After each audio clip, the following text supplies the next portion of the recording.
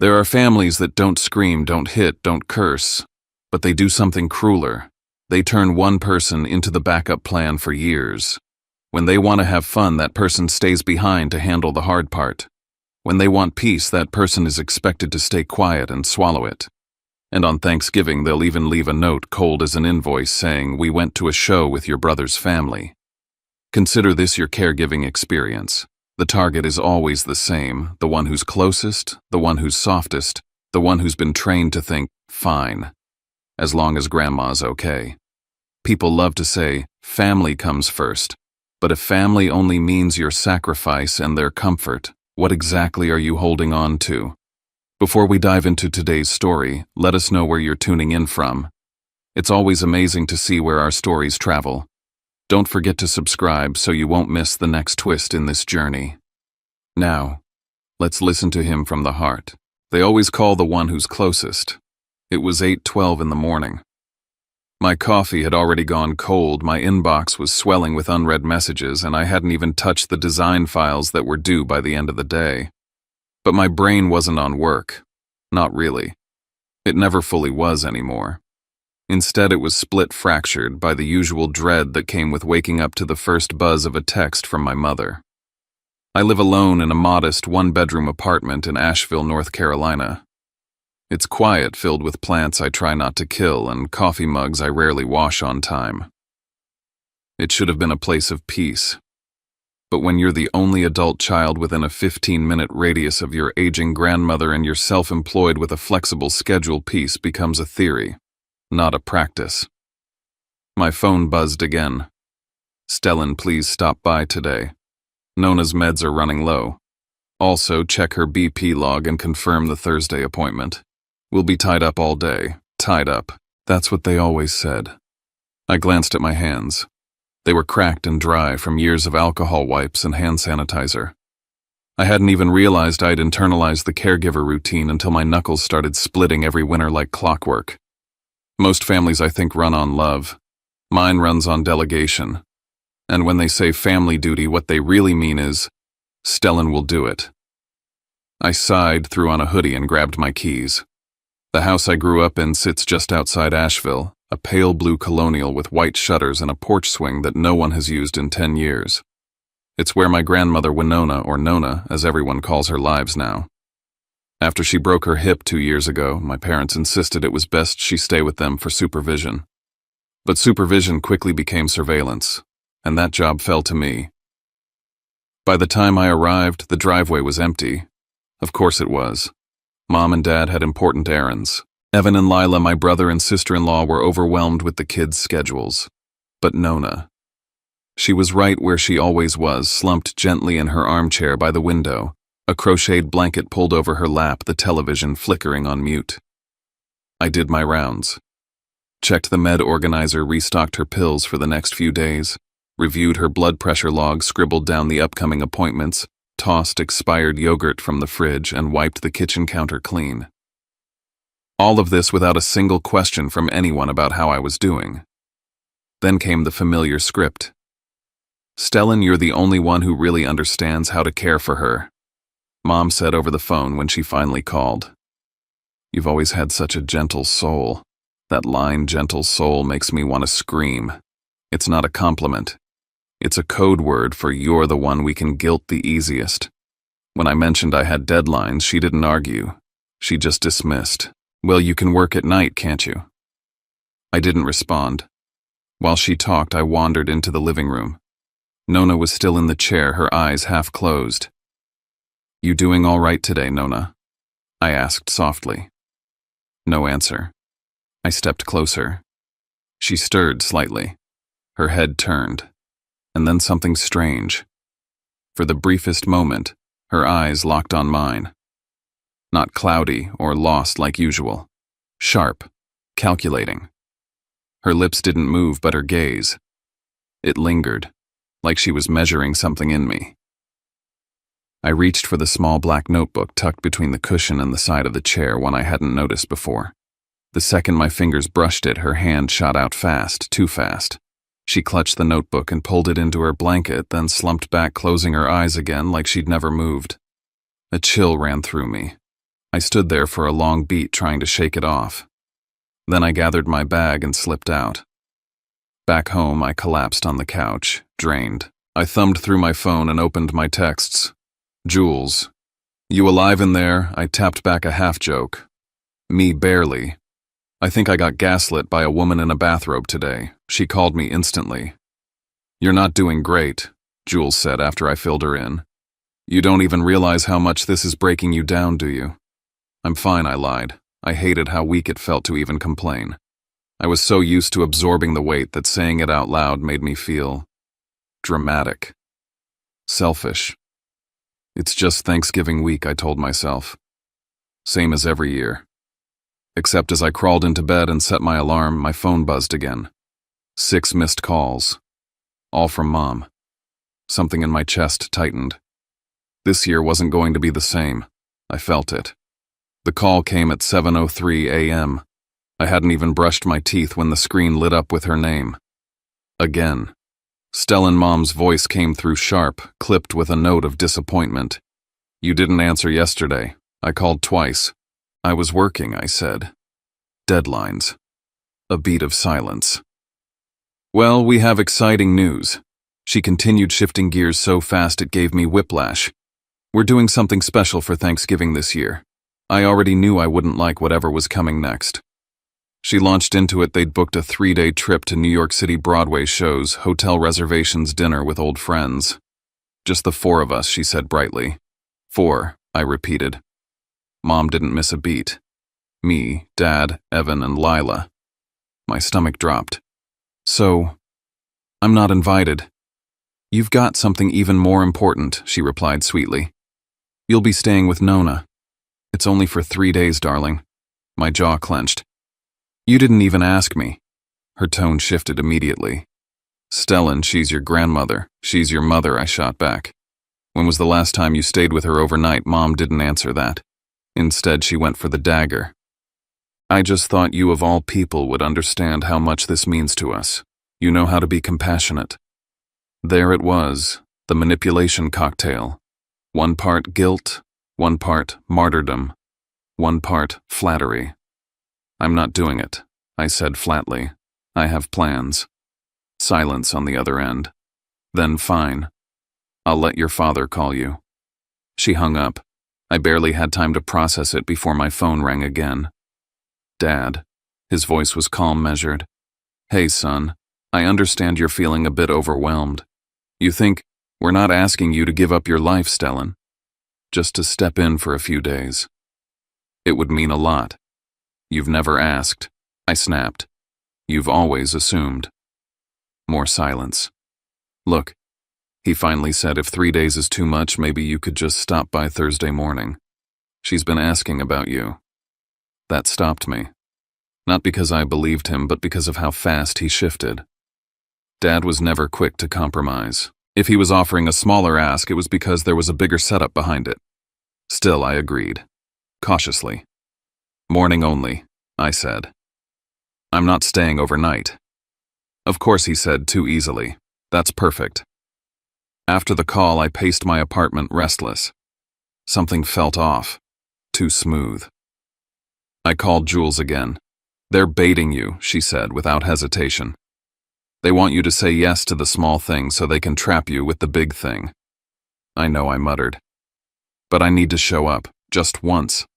Otherwise, they'll weaponize it for months. Then you show up, she said. But you say this out loud and often. I'm here for a visit. I am not the caregiver this week. Say it until it's in their bones. I nodded, even though she couldn't see me. Thanksgiving morning was 2 days away. I sent a quick text to confirm. Me, I'll swing by Thursday morning for a visit. Not staying. Just visiting. Mom's reply came instantly. Perfect. That word. It chilled me more than it should have. Like she'd been waiting for it. Like the plan had already started, and I'd just walked right into it. I woke up early on Thanksgiving morning with a plan so clear in my head it felt laminated. I wasn't staying. I wasn't getting roped into another guilt-laced weekend of silent martyrdom. Just a visit, short, polite, and on my terms.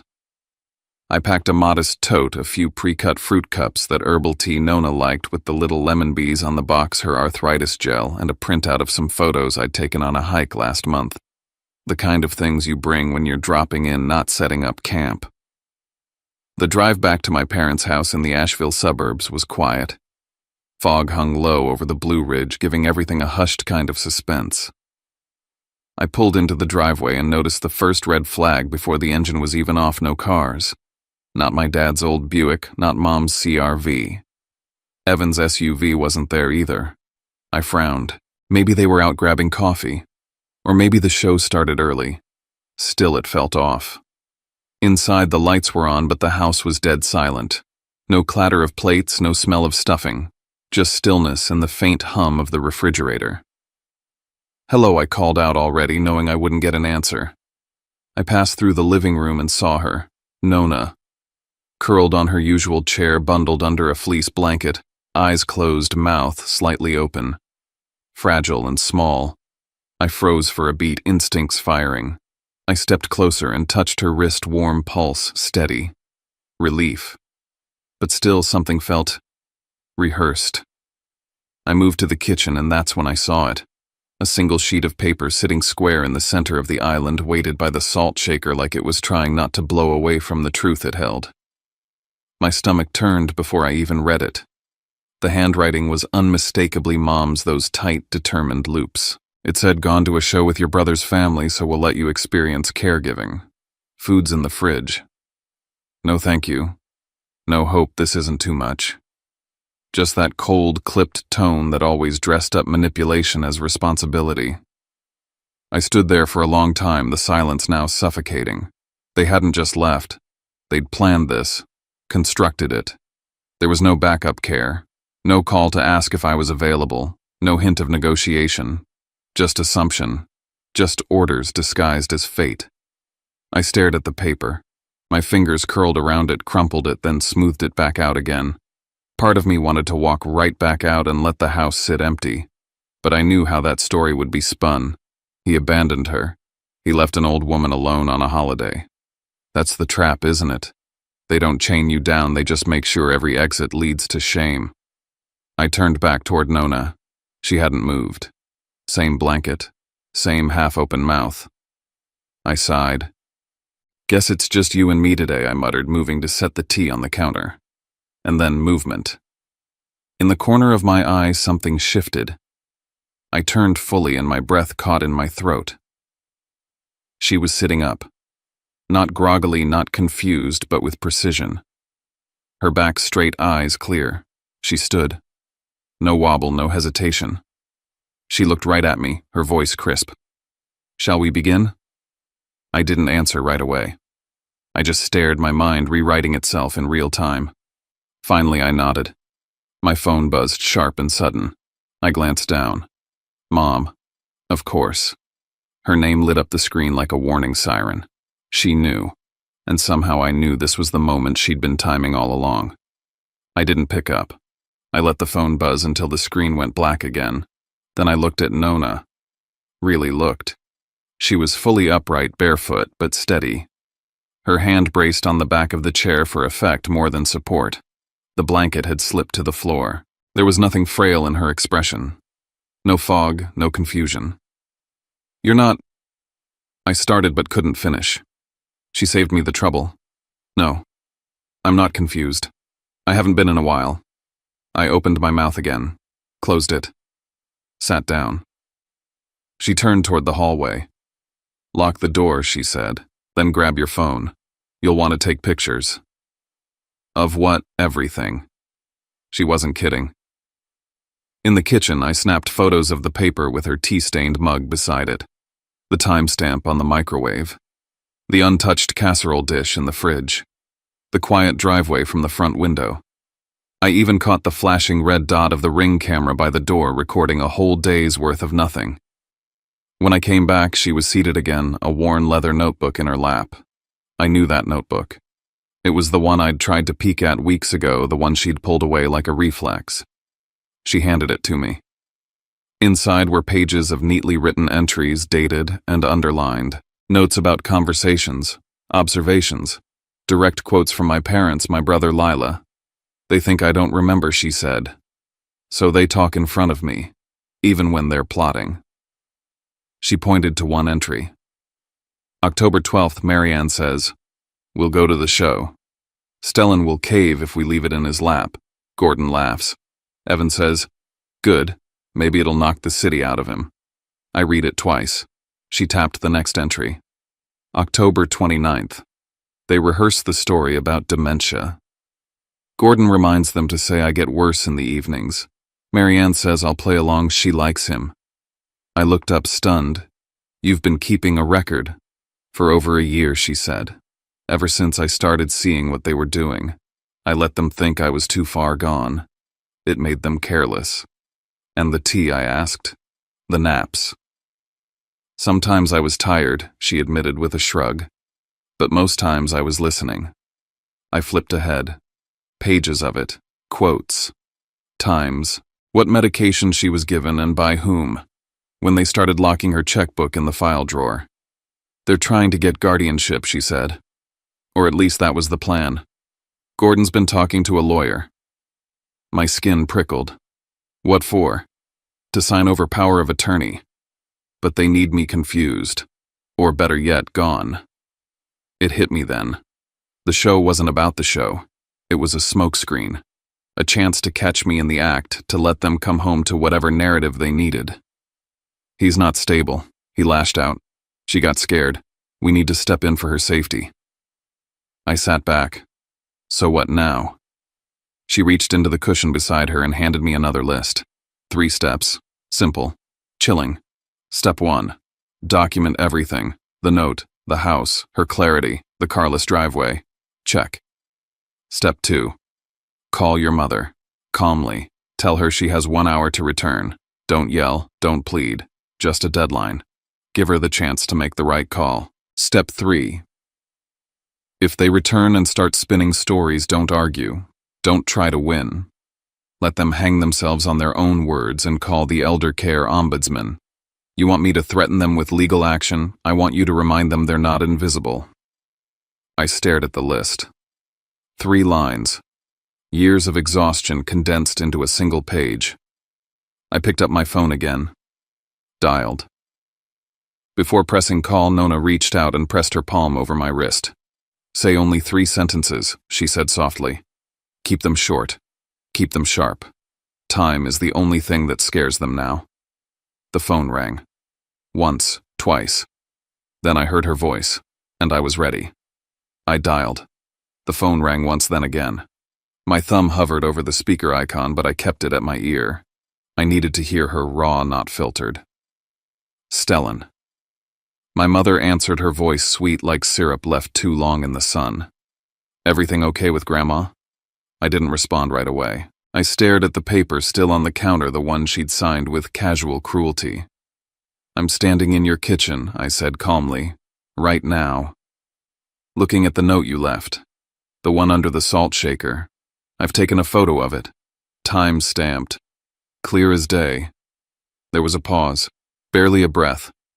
"I told you I'd drop by this morning, not stay for 3 days. I didn't agree to caregiving, you know that." Her voice slid right back into gear. "Honey, you're already there. Let's just breathe, okay? No need to make this a thing. No need to make this a thing." That's always been her trick. Naming the discomfort as mine. As if I was conjuring the storm. She tried again. "Con, this is family. We all make sacrifices sometimes." I nearly laughed. Not because it was funny, but because it was so textbook. "Con," she said, "you can't leave her alone. You're not that kind of person. You'll do the right thing." That did it. My throat tightened, my teeth clenched, because to her my boundaries were just background noise, static to be tuned out. I breathed in, deep, measured. Then I gave her the 3 sentences, sharp and final. "You have 1 hour to return," I said. "If no one's back by then, I'll be contacting Adult Protective Services and reporting this as abandonment of an elder. I will stay for exactly 1 hour. And if the house is still empty, I will follow through." I hung up before she could twist the silence into something that served her. Almost instantly, my phone started buzzing. Once. Twice. Again. I didn't pick up. A text popped in from Evan. Don't blow this out of proportion. It's Thanksgiving. Another voicemail. This time my father's voice calm, but cracked at the edge. You're making this worse than it has to be, son. We're all tired. Let's not turn this into a disaster. I turned to Nona. She was already seated at the kitchen table with her notebook open again, eyes alert. Let's get to work, she said. We documented everything. The kitchen clock. The fridge stocked with 3 days' worth of meals. Her unmedicated clarity. The lack of any arranged substitute care. Every corner of the house told the same story they hadn't left by accident. They hadn't forgotten. This was deliberate. I pulled the Ring camera footage and exported clips of the empty driveway, marked the time, labeled each one. Then I saw it. Tucked under a magnet near the fridge, a piece of paper titled Emergency Contacts. Listed underneath in careful bullet points were Mom, Dad, Evan, and a neighbor I didn't recognize. At the bottom in looping cursive it read, With love from your family. I held it up. They staged this, I said. Winona nodded. Of course, if anything went wrong they'd tell people they prepared. That they left love, and you'd be the one who panicked, who made it dramatic. It wasn't about care. It never was. It was about optics, control.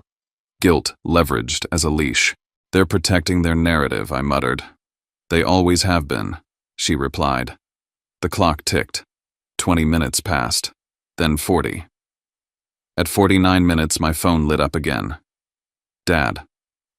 This time I answered. We'll be there soon, he said. I'll swing by in a bit. Your mom's still at the venue with Evan and Lila, but I'll check in, just him. Not them. I could see it clearly. They were trying to create just enough presence to avoid legal heat, just enough to blur the lines. I stepped onto the front porch as his car rolled into the driveway. He got out slowly, hands in jacket pockets like he had nothing to hide. He offered a tight-lipped smile. Stellan. I didn't move. I'm not here to argue, he said. Just wanted to make sure everything's all right. How long are you staying, I asked. He hesitated. Not long. Just checking in. Of course. They were trying to touch base without ever taking responsibility. Inside, Nona handed me a list. Times. Names. The paper from the fridge. A fresh cup of tea. Keep it all, she said. They don't fear your anger. They fear your evidence. As Dad left, offering a vague, we'll talk later, I stayed on the porch until his car disappeared. Back inside, Nona said quietly, It's time for part 2. I looked at her. You're not going to argue anymore, she said. You're going to leave. And you're going to do it in a way that leaves them no time to rewrite the story. She led me to her bedroom. I'd barely been in there since I was a kid, the room where bedtime stories once echoed and the curtains never changed.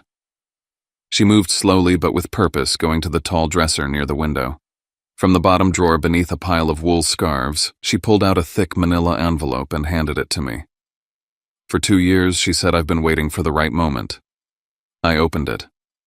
Inside, a cognitive evaluation signed by Dr. Elkins dated 6 weeks ago. Patient is lucid, stable, capable of all legal decision-making.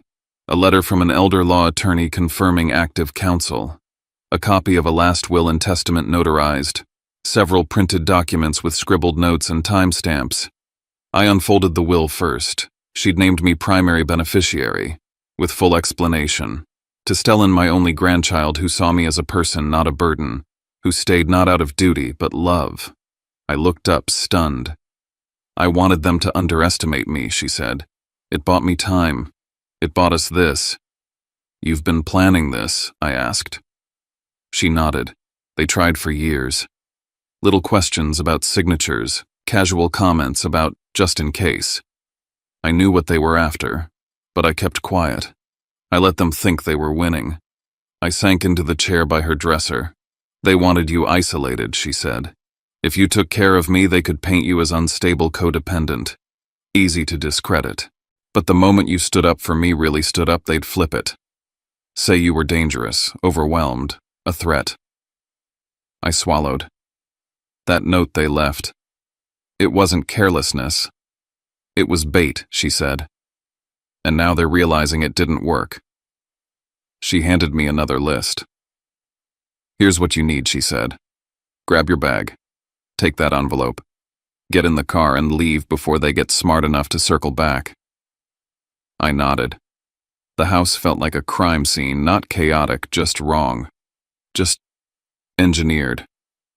I took my bag from the guest room, tucked the envelope in deep, zipped it shut. Before locking the door, I placed one last thing on the kitchen counter. A letter, short, direct. I am not abandoning Winona. She is of sound mind. This house was left empty for nearly an hour with no caregiver present. All legal steps have been taken. She is not your pawn. She is her own person. I left it right where they'd left theirs, under the salt shaker. As I pulled out of the driveway, my phone lit up again. Mom's 6 missed calls. Evan, where the hell are you? You're not taking her anywhere. Dad, voicemail, you're overreacting. Just come back and we can talk. But they weren't in charge of the story anymore. I didn't answer. I saved every message. I got on the highway heading east. Nona sat beside me. Seatbelt clicked, eyes forward. Then she said softly, like a quiet prophecy, 3 days from now they won't be looking for you in this house anymore. They'll be looking for you online. 3 days. That's how long it took for silence to turn into sirens. Winona and I didn't speak much during those days in Sanibel. We didn't need to. There was a rhythm between us, light meals, beach walks. Her hands folded in her lap as she listened to the waves while I sat nearby cataloging everything, screenshots, voicemails, timestamps. Every missed call, every manipulative text, every half-hearted, "Where are you?" left dangling on the edge of guilt. You need to let them speak, she told me, eyes closed. Voice steady. Not to you. To the world. People tell the truth when they're panicked, they just don't mean to. On the morning of day 3, I woke to the sound of waves and war. My phone lit up like a wildfire. Mom had posted on Facebook. She never said my name. She didn't have to. The passive-aggressive tone was a signature in itself. Heartbreaking Thanksgiving. When a family member walks away from their duties, the ones who suffer most are the elderly. We had everything set: meds, food, emergency contacts, but sometimes no matter how much you prepare, some just vanish. The comments rolled in like pitchforks. Cousin Diane. So sorry, Aunt Marianne. Some people forget what real family means. Old neighbor, Mrs. Carmichael, unbelievable. Poor Miss Winona. You raised your son better than this. It wasn't just guilt, it was strategy, a reframing. They hadn't left me holding the burden. They'd handed me a narrative, and now they were dressing it up for public consumption. I didn't flinch. I scrolled. I cataloged. Every lie carefully tucked between just enough truth to sound credible. But they didn't know I'd been documenting everything. I opened my camera roll, a photo of the note, "Let you experience caregiving," taped to the fridge. Empty driveway at 9:13 a.m., the microwave clock flashing 9:15 when I stepped in. A wide shot of the barren kitchen, another of the untouched pill organizer, doorbell camera footage time-stamped. They left before I arrived. No one returned. I sat down, opened my laptop, and drafted the post I'd hoped I wouldn't have to write, the one Winona and I had quietly been building. I titled it, "The Truth." I was asked to stop by Thanksgiving morning. I said yes, an hour, maybe 2. When I arrived, the house was empty. No one had told me they were leaving town. A note waited on the fridge. My grandmother, recovering vulnerable alone, was left without warning. I wasn't informed. I wasn't consulted. I was punished. I attached the images. Just enough. No dramatics. Facts. Timestamps. Boundaries.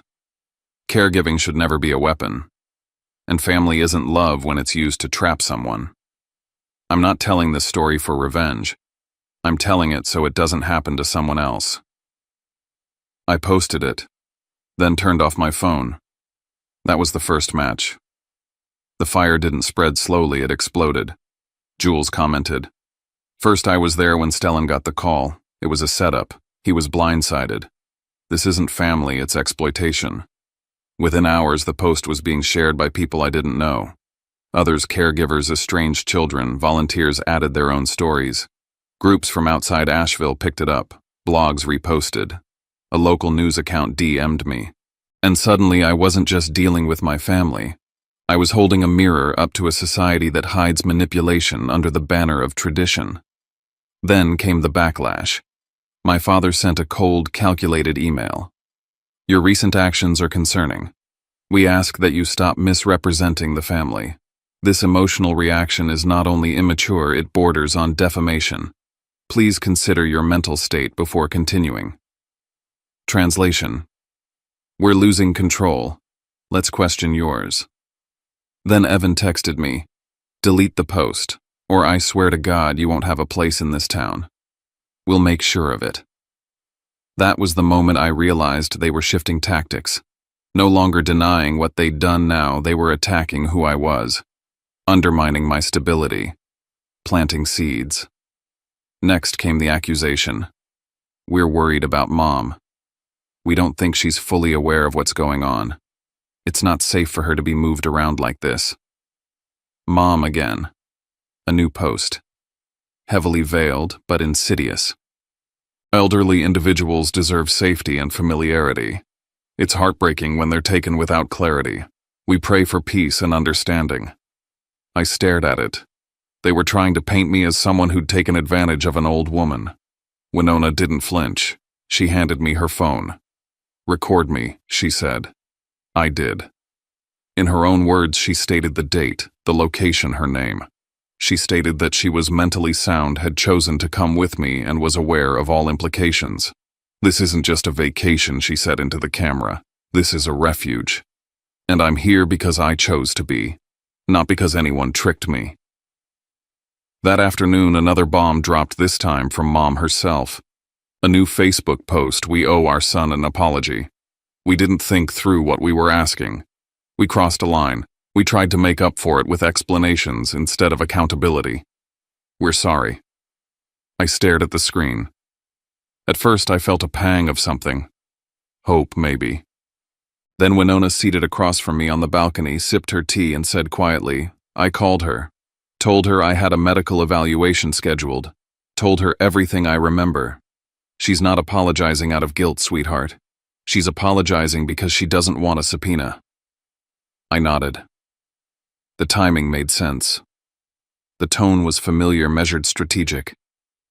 The kind of apology that tastes like ash when you say it out loud. The next morning, I got another email from my father. Despite your mother's words, you need to reflect. You won't be welcome at any family gatherings moving forward. We hope you find peace. And that's when it clicked. They weren't sorry. They were scared. They weren't reconciling. They were containing. So I made my decision. I called Jules. I'm done reasoning.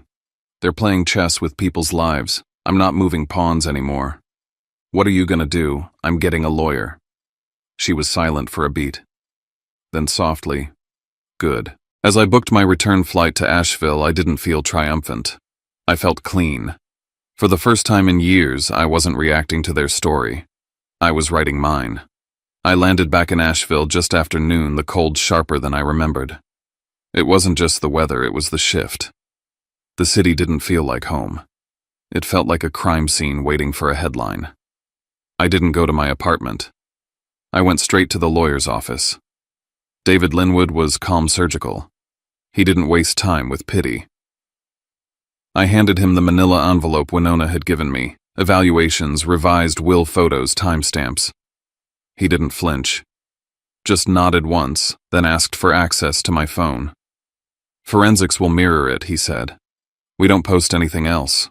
We don't talk to them directly. From now on, everything goes through me. Finally, someone on my side who spoke their language. Back at the hotel, I found myself replaying the voicemail I'd ignored the night before. It was from Lila. Hey, it's me. I know you probably hate me right now, but Evan's getting serious. He mentioned lawyers, too. He says you're exploiting your grandmother and that you've stolen legal control. I don't know what's true anymore, but I just thought you should know what he's planning. I stared at the wall. The gall. The sheer audacity of trying to flip the narrative after leaving a sick woman alone with a sticky note and a half-stocked fridge. But that's when it hit me, of course, they were doubling down. They had to. Because if what I held was true, they didn't just look bad, they looked criminal. I checked my email. The lab report had come in. Winona's cognitive assessment dated, signed, confirmed. No signs of dementia. Fully competent. And right under that, a scanned copy of a medical form from 3 months ago, one I'd never seen. It was a record of bruising on her left arm, logged by her physical therapist. Patient noted mild pain, said it was from being grabbed too hard. Suddenly, it wasn't just about abandonment. It was about force and neglect and silence. I called David. "You need to report that to Adult Protective Services," he said flatly, "today." I knew he was right. But before I could respond, another call buzzed in Mom. I froze. Let it ring. Then again. Then again. On the 5th ring, something in me cracked. I picked up. Her voice was composed. Too composed. "Stellan," she began. "You don't have to do this." I didn't answer. We all said things we didn't mean, she continued. "But dragging this into legal territory, do you know how that makes us look?" "I'm not dragging," I said. "I'm documenting." There was a pause. Then she dropped her tone into something colder. "You think you've won because of a few signatures and photos. You're hurting your father. You're dividing this family." I almost laughed. "You divided this family when you turned a sick woman into a pawn." Silence again. Then the line went dead. I exhaled, heart pounding. That night I filed the official report. I attached the bruising form, the note on the fridge, the emergency contact sheet written like a script. I listed every missed call, every voicemail, every threat. David would handle the next steps. But deep down I knew. This wasn't just going to be court documents and quiet settlements. They were going to come after me in ways paper couldn't catch. And I had to be ready. Sometimes after a story like this, what stays with us isn't the shock or the conflict, but the quiet question it leaves behind.